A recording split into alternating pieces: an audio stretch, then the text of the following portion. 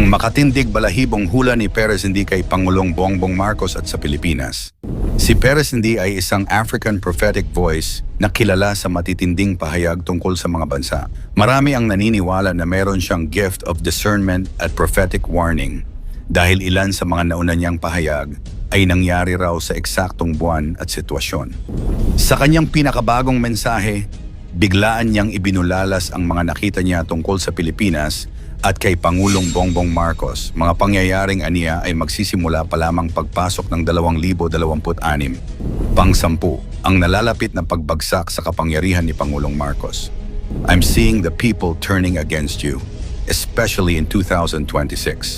Ayon kay Hindi, darating ang panahon sa 2026 kung saan mismong mga Pilipino ay maaaring tumalikod at magalsa laban sa Pangulo. Aniya, may mga taong malapit kay Marcos na hindi niya alam na nagbabalak ng masama kabilang na ang tangkang pagpatay.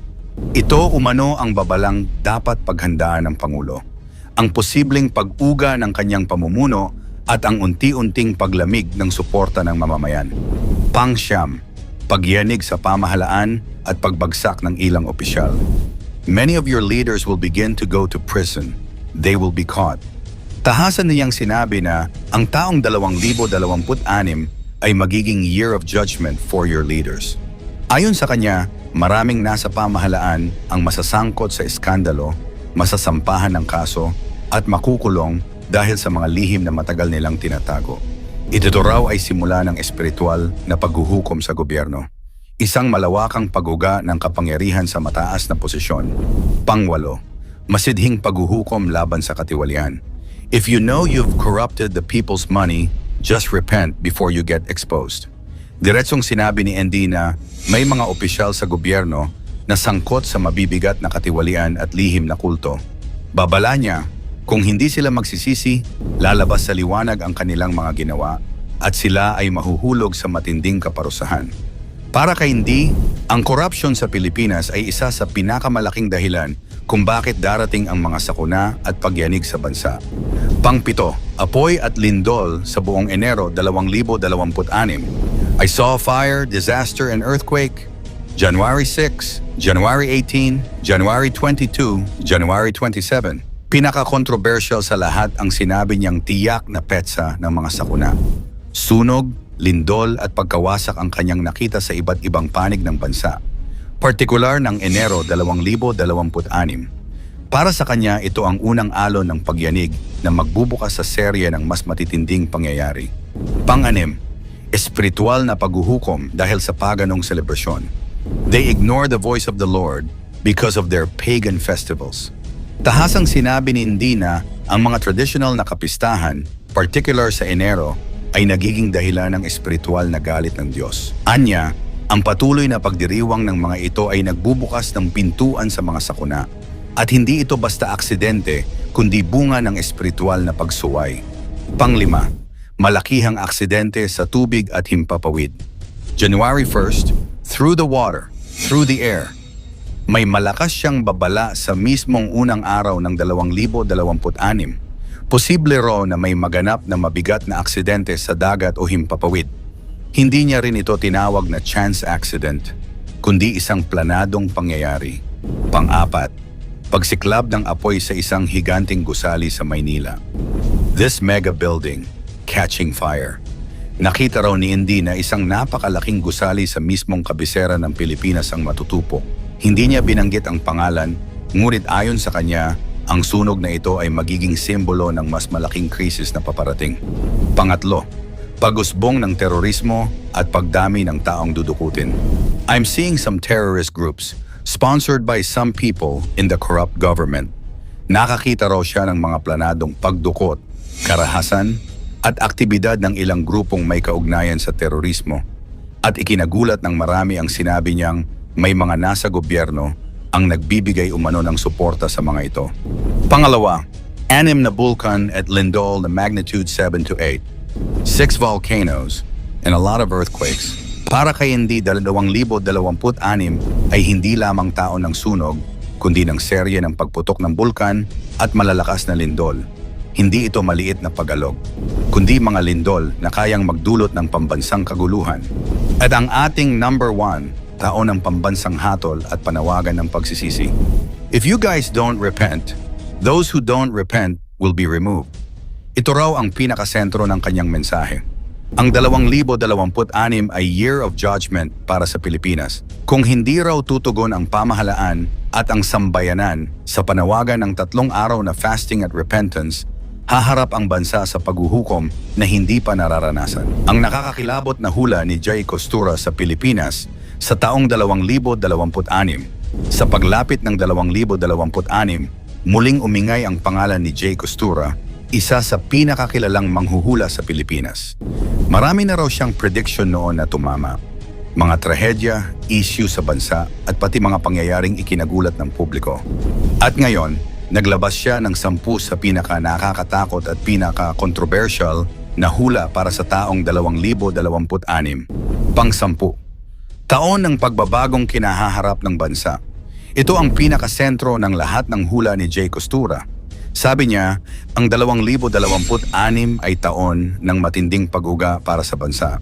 Sa pamumuno, ekonomiya, kabuhayan, pananampalataya, kabataan at mismong direksyon ng Pilipinas. Hindi raw ito katapusan, pero punto ng pagbabago. Ang linya niya na pinakatumatak. Ang Pilipinas ay hindi mawawasak, pero yayanigin muna bago itayo muli. Pang-9, paglaho ng isang kilalang artista. Ayon sa kanya, may isang napakasikat na artista o posibleng buong celebrity family ang biglang mawawala sa spotlight. Hindi sa dahil may issue, hindi burnout, hindi personal na problema, kundi dahil sa isang malalim na tawag na magtutulak sa kanila para iwan ang showbiz at mamuhay ng tahimik. At ang pananahimik nila ang magpapalakas ng mga haka-haka. Sabi niya, ang liwanag ng entablado ay pansamantala, pero ang kapayapaan ng loob walang kapalit.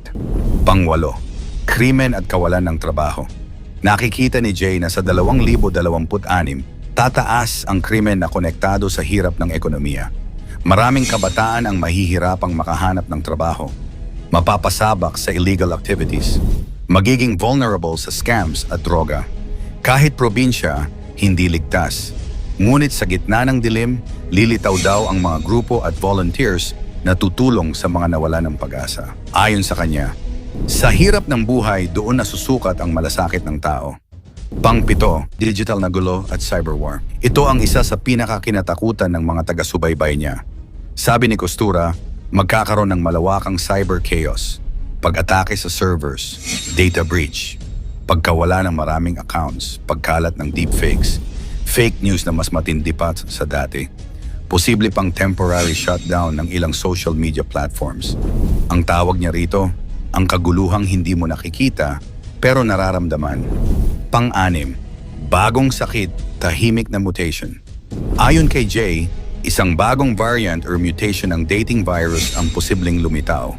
Tahimik, mabilis kumalat, at hindi agad napapansin. Magdudulot ito ng takot, pagdagsa sa ospital, sigalot sa gobyerno, pagkalat ng peking lunas online, pero may pag-asa pa rin. Sabi niya, sa bawat sakit, may bagong bayani na lilitaw. Pang-5, pagputok ng isang matagal ng tahimik na bulkan. Isa sa pinakamabigat na prediksyon. Isang bulkan na dekada ng tahimik ang biglang magpapasabog sa 2026.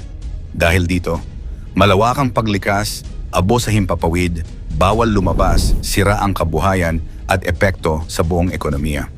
Pero sabi ni Jay, pagkatapos ng apoy may bagong lupa na sisibol. Pang-4, mga bagyong sobrang lalakas. Ayon kay Costura, ang Visayas at Mindanao ay makakaranas ng sunod-sunod na bagyong napakalakas, kakaiba raw sa nakaraan.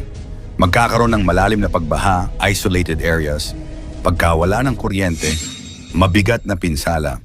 Pero pagkatapos ng unos, lilitaw ang kabataan, volunteers at bagong leader na may malasakit.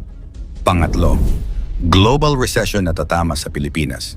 Inuulit daw ni Jay ang nakikita niya mula 2025 sa 2026, posibleng sumabog ang global economic crisis.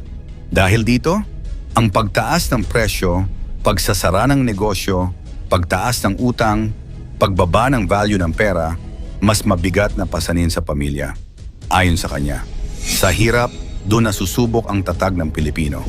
Pangalawa, pagkalugmok ng mga malalaking negosyo. May ilang malalaking kumpanya kasama ang kilalang brands na matagal na nating nakasanayan ang posibleng magsara o magbawas ng operasyon.